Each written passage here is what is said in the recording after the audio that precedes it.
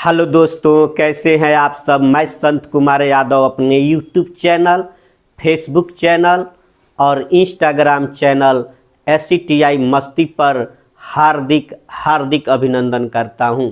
दोस्तों, आज हम लोग पढ़ेंगे दक्षिण भारत के राजवंश। इससे पहले वाले वीडियो में मैंने दक्षिण भारत का इतिहास के बारे में पढ़ाया था और उसी का ये पार्ट 2 है। तो पहले वाले पार्ट में हम लोगों ने सीखा था कि जो दक्षिण भारत का इतिहास है उसको 2 भागों में बांट दिया गया था। एक तो जो था 100 ईस्वी से लेकर 300 ईस्वी तक को संगम काल कहा गया। तो हमने संगम काल को पढ़ लिया है। तो संगम काल में हमने 3 राजवंश के बारे में पढ़ा था। किसके? चीर के और पांड्य के और चूल के। चीर, चूल और पांड्य, संगम काल के बारे में हम लोगों ने पढ़ लिया है। अब इसका जो दूसरा पार्ट शुरू होता है 500 ईस्वी से लेकर 1200 ईस्वी तक, जिसको कह दिया गया दक्षिण भारत के राजवंश। इसमें जो है पल्लव, चालुक्य, राष्ट्रकूट और चोल। यहाँ भी आइएगा तो इस संगम काल में भी चोल था और यहाँ भी फिर आ रहे हैं तो चोल आ रहा है। तो हुआ क्या कि एक्चुअली कुछ समय के बाद ये पतन हो गया और फिर से इसका जो है उदय होता है इस चोल वंश का। यानी कुछ शुरुआती शासक थे या कुछ दिन के बाद पतन हो जाने के बाद फिर से उनका उभार आया। तो जब मैं बताऊंगा इसमें, तो अभी हम लोग पढ़ेंगे इसमें से पल्लव वंश। आज हम लोग जो कवर करने वाले हैं पल्लव वंश के बारे में जानेंगे। तो पल्लव वंश 575 ईस्वी से 897 ईस्वी तक। पल्लव वंश का शासन कब से कब तक रहा? तो 575 ईस्वी से 897 ईस्वी तक पल्लव वंश चला। ठीक है, अब इसकी थोड़ी पृष्ठभूमि देख लेते हैं, ये कैसे हुआ कैसे नहीं हुआ। तो कह रहा है प्रायद्वीप के पूर्वी हिस्से में सातवाहन ताकतों के ध्वंस के बाद कृष्णा गुंटूर क्षेत्र में इक्ष्वाकुओं का उभार हुआ। सातवाहन, आंध्र सातवाहन जो आंध्र प्रदेश में रहते थे, नहीं तो उनकी ताकतों का ध्वंस हो गया। उनकी ताकत विछुन हो गई, छुन हो गई, मतलब वो हार गए, मटिया मेट हो गए, खत्म हो गए ना, और क्या कहूँ, मिट गए। तब एक उस समय जो है कृष्णा गुंटूर क्षेत्र में इक्ष्वाकुओं का उभार हुआ और इक्ष्वाकुओं को हटाकर पल्लवों ने अपनी सत्ता कायम की। सातवाहन के बाद कौन आ गया? इक्ष्वाकु आ गया और इक्ष्वाकुओं को हटाकर इस सब को मतलब पल्लवों ने हरा दिया इक्ष्वाकुओं को। तब जो है अब पल्लव वंश आता है। कहानी यही है कि सातवाहन वंश जब समाप्त हो जाता है, मटिया मेट हो जाता है, तो इक्ष्वाकुओं का उभार होता है और इस इक्ष्वाकुओं को हराकर पल्लवों ने अपनी क्या कर ली? सत्ता कायम कर ली। ये कहानी है। अब पल्लव का अर्थ क्या होता है? लता होता है। इसका पल्लव का पर्यायवाची लुटेरा भी होता है। ठीक है, पल्लव का अर्थ क्या होता है? लता कहिए या लुटेरा भी होता है। और पल्लवों की जो राजभाषा थी वो संस्कृत थी। क्या थी? संस्कृत। पल्लवों की राजभाषा संस्कृत थी और राजधानी कांचीपुरम, जो कि वर्तमान तमिलनाडु, यानी तमिलनाडु का पुराना नाम क्या है? प्राचीन नाम क्या है? कांचीपुरम। तो कांचीपुरम थी राजधानी। किसकी राजधानी? पल्लवों की राजधानी। ये बहुत पूछा गया है कि पल्लवों की राजधानी कहाँ थी? कांचीपुरम। जो कि ये क्या बना? कांचीपुरम उस समय का वैदिक शिक्षा और मंदिरों का शहर बना। उस समय क्या बना? ये वैदिक शिक्षा और मंदिरों का शहर। अब हम लोग पढ़ लेते हैं पल्लव वंश के प्रमुख शासकों के बारे में। तो आइए जानते हैं पल्लव वंश के प्रमुख शासक। आइए अब हम सब जान लेते हैं पल्लव वंश के प्रमुख शासकों के बारे में, और इससे एक प्रश्न किसी भी कंपटीशंस में अगर एंशिएंट हिस्ट्री की बात हो तो एक प्रश्न आना ही आना है। तो आइए जाने पल्लव वंश के प्रमुख शासक कौन था सबसे पहले, उसके बाद कौन हुआ, उसके बाद कौन, उसके बाद कौन, उसके बाद कौन और उसके बाद कौन। मैंने सिलसिलवार से लेकर आया है ताकि आप कंपटीशंस में आपको मिलान करने की बात कर दे तो आप भूले नहीं। तो उसके लिए एक जबरदस्त ट्रिक, सिमरन महे प्राण न द आपन, यही आस है। सिमरन अपन प्राण न द, सिमरन सिमरन सिमरन महे प्राण न द आपन, सिमरन महे प्राण न द आपन। सिमरन महे मतलब मुझे, सिमरन महे प्राण न द आपन, सिमरन महे प्राण न द आपन, सिमरन महे प्राण न द आपन। इसी में तो है पल्लव वंश के प्रमुख शासक सिमरन। सिमरन नाम सुना होगा आपने, दिलवाले दुल्हनिया ले जाएंगे में। नहीं, काजोल का नाम क्या है उसमें, सिमरन है, और शाहरुख खान सिमरन। गो सिमरन, जाओ अपनी जिंदगी जी लो। अमरीश पुरी का एक बेहतरीन डायलॉग, जाओ सिमरन अपनी जिंदगी जी ले। तो सिमरन महे प्राण न द आपन, सिमरन महे प्राण न द आपन। देखिए कैसे मैं फिट कर देता हूं। सी से सिंह विष्णु, म से महेंद्र बर्मन फर्स्ट, और रन सिमरन, यहाँ से एन से पढ़ेगा नौ और र का हो जाएगा नर, नर सिंह बर्मन फर्स्ट। महे यानी महेंद्र बर्मन, या फर्स्ट है तो दूसरा हो जाएगा महेंद्र बर्मन द्वितीय। परान यानी यहाँ परमेश्वर बर्मन फर्स्ट, और फिर यहाँ से उल्टा पढ़ लगा नौ और का हो गया नर, नर सिंह बर्मन द्वितीय, क्योंकि यहाँ नर बर्मन आ गया, समझ में आ गया। उसके नौ द यानी नंदी बर्मन द्वितीय। अपना यानी अपराजिता, अपराजिता बर्मन। तो कहीं कोई दिक्कत नहीं हुआ होगा आप लोग को। तो सिमरन महे प्राण न द अपना, सिमरन महे प्राण न द अपना, सिमरन महे प्राण न द अपना। जीवन भर के लिए याद, यही तो काम करता हूँ मैं, जो कि दूसरा कोई नहीं करता। आपको सब लोग लिख देगा, इस तरह से पढ़ा देगा, याद कौन कराएगा, है ना। या CTI जुड़िए इससे, ये आपको याद भी कराता है, बात बताता भी है, लेकिन याद करने का भाई एक अचूक ट्रिक देता है जो कभी चूकेगा नहीं। तो पल्लव वंश के प्रमुख शासक के लिए क्या याद रखना है आज के बाद से, सिमरन महे प्राण न द अपना, सिमरन महे प्राण न द अपना। अब चलिए जान लेते हैं। तो सी से यहाँ हो गया था सिंह विष्णु, अब इसको गोली मारिए, अब यहाँ से सब जानिए।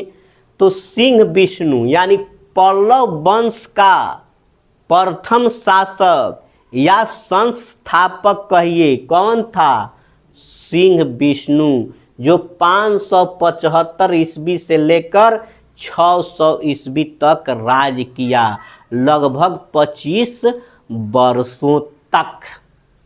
अब इनके कारनामे को जान लेते हैं। तो इन्होंने, किन्होंने, सिंह विष्णु ने मामलपुर में बराह मंदिर का निर्माण कराया। मामलपुर में बराह मंदिर, बहुत मंदिर वाला पूछ लेता है और हिंदुस्तान में हो अब मंदिर मस्जिद की बात ना हो, ऐसा हो सकता है। तो मंदिर वाला चीज़ बहुत फेमस हो जाता है हिंदुस्तान में। कौन मंदिर? और प्राचीन मंदिर तो और। तो बराह मंदिर का निर्माण किसने कराया था? तो पल्लव वंश का संस्थापक सिंह विष्णु ने कराया था मामलपुर में। और इनके एक कवि थे,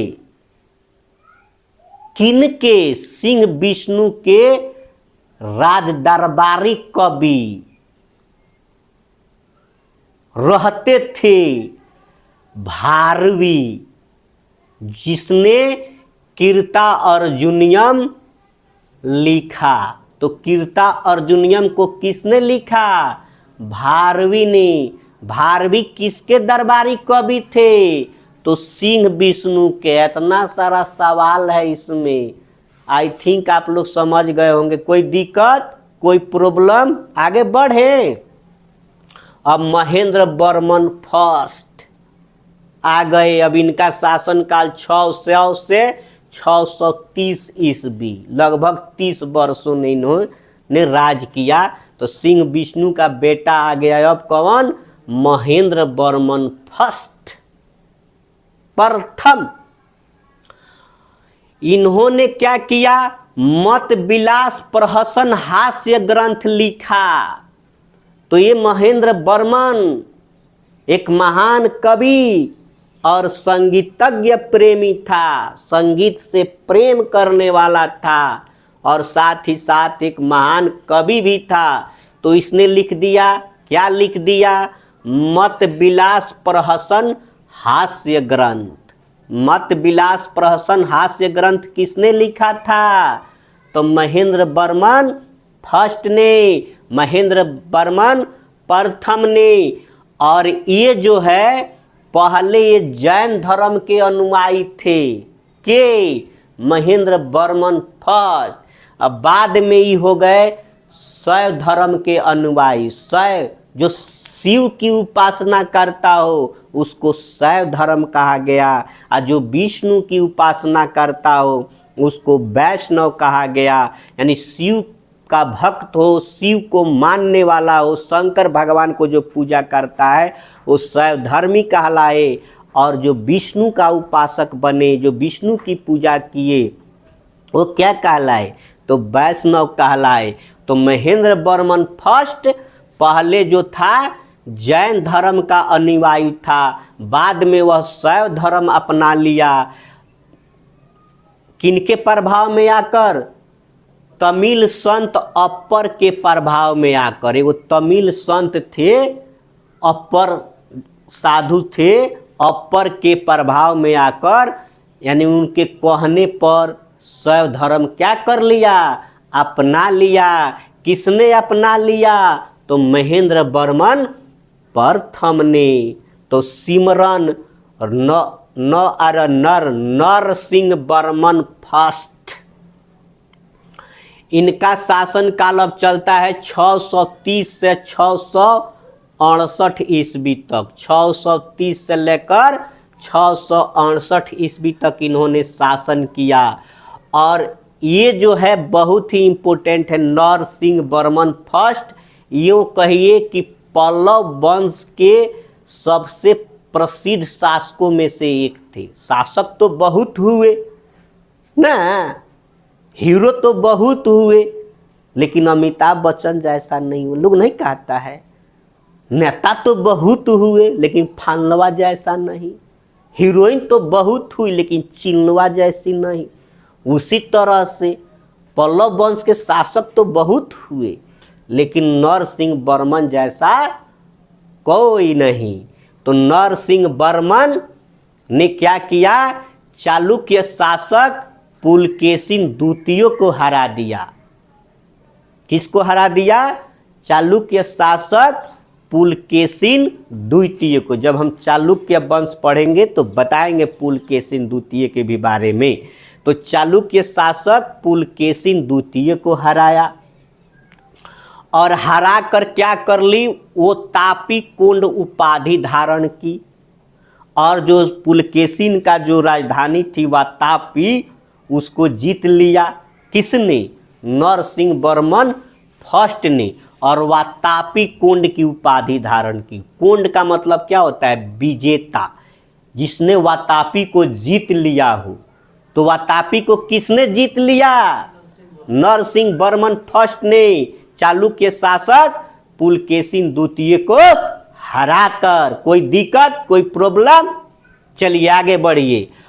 अब यह इतना ही नहीं, महाबलीपुरम में रथ मंदिरों का निर्माण कराया। तो पूछ लेता है कि रथ मंदिरों का निर्माण किसने कराया था? तो नरसिंह वर्मन फर्स्ट ने। बराह मंदिर का निर्माण किसने कराया था? सिंह विष्णु ने। इसका हम एक ट्रिक भी बना देंगे ताकि कंफ्यूजन बहुत ज़्यादा ना हो जाता। आज याद रहेगा, बिहान भोर पड़ जाता है दादा। ठीक है, तो बराह मंदिर हो गए सिंह विष्णु। आ रथ मंदिर के नरसिंह वर्मन फर्स्ट। चलिए अब आते हैं सिमरन महे यानी महेंद्र वर्मन द्वितीय। महेंद्र वर्मन फर्स्ट आ गया तो द्वितीय हो जाएगा।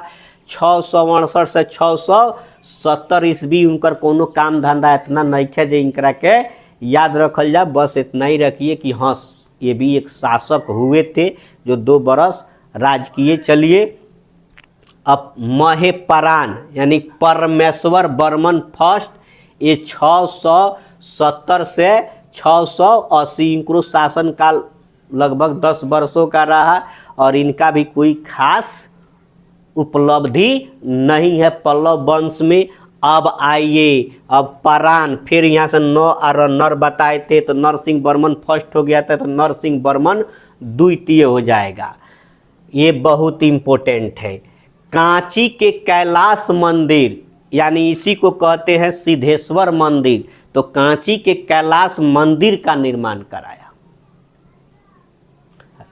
सिंह विष्णु ने बराह मंदिर का, नरसिंह वर्मन ने रथ मंदिर का और नरसिंह वर्मन द्वितीय ने सिद्धेश्वर मंदिर यानी कांची के कैलाश मंदिर, तमिलनाडु के कैलाश मंदिर का निर्माण कराया।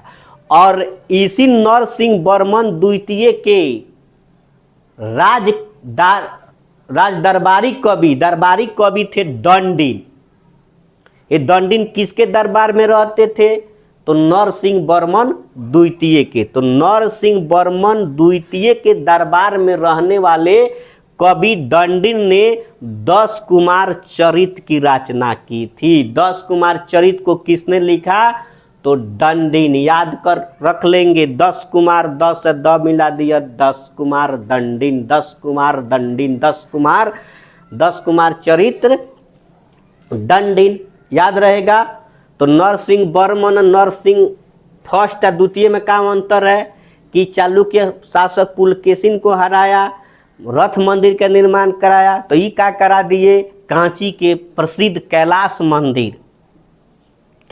मंदिर, सिद्धेश्वर मंदिर नहीं। और इनका शासनकाल शांति का शासनकाल माना जाता है। कोई युद्ध नहीं किया, बहुत बढ़िया ढंग से मैंने अपना राजपाट चलाया, मंदिर बनवाया, शांति का शासनकाल। और इनको उपाधि मिला राजा सिंह, राजाओं में सिंह थे, आगम प्रिय, शास्त्र प्रेमी और शंकर भक्त।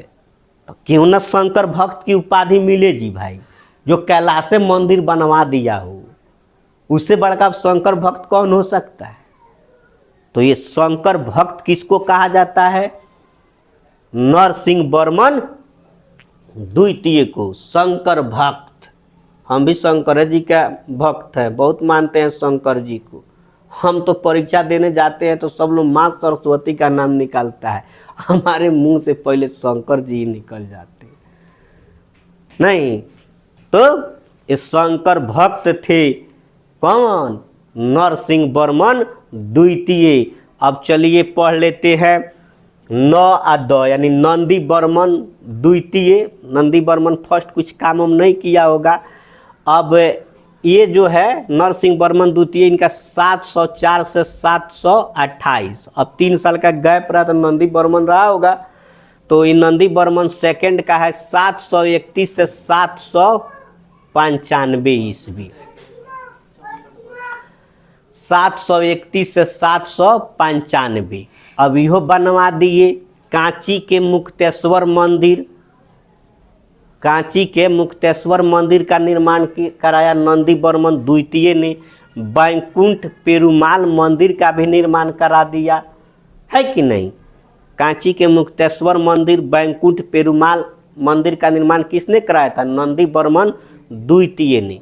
और पल्लव वंश का अंतिम शासक अपना यानी अपराजिता वर्मन, अपराजिता वर्मन जो देख ही रहे हैं 879 से लेकर 897 ईस्वी तक इन्होंने अपना राज किया। तो याद कर लेंगे, इसमें तो बहुत कन्फ्यूजन हो जाएगा, तो आप लोग कोई ट्रिक बना लीजिए ताकि ये हमेशा के लिए याद हो जाए कौन किसने मंदिर बनवाया, कौन किसने मंदिर बनवाया।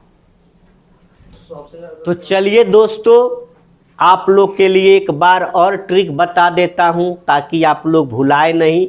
तो पल्लव वंश के जो शासक थे कौन कौन मंदिर बनवाए, आज तो याद कीजिएगा, कल भूल जाइएगा। तो क्यों ना हम लोग एक ऐसा ट्रिक अपनाएं जो जीवन भर के लिए याद हो जाए। तो चलिए मेरे साथ कोशिश कीजिए। वर्षी रथ रनर नरक से नंदी मुक्त, इतना एक लाइन याद कर लेना है। वर्षी रथ रनर नरक से नंदी मुक्त, नरक से नंदी मुक्त, नरक से नंदी मुक्त। वर्षी रथ रनर, वर्षी रथ रनर नरक से नंदी मुक्त। वर्षी यानी वराह मंदिर का निर्माण सिंह विष्णु गुप्त। रथ, रथ मंदिरों का निर्माण नरसिंह वर्मन फर्स्ट, नरसिंह वर्मन फर्स्ट, रथ मंदिरों का निर्माण। नरक यानी नरसिंह वर्मन फर्स्ट हो गए, द्वितीय हो गए नरसिंह वर्मन द्वितीय क से कैलाश मंदिर या सिद्धेश्वर मंदिर का निर्माण।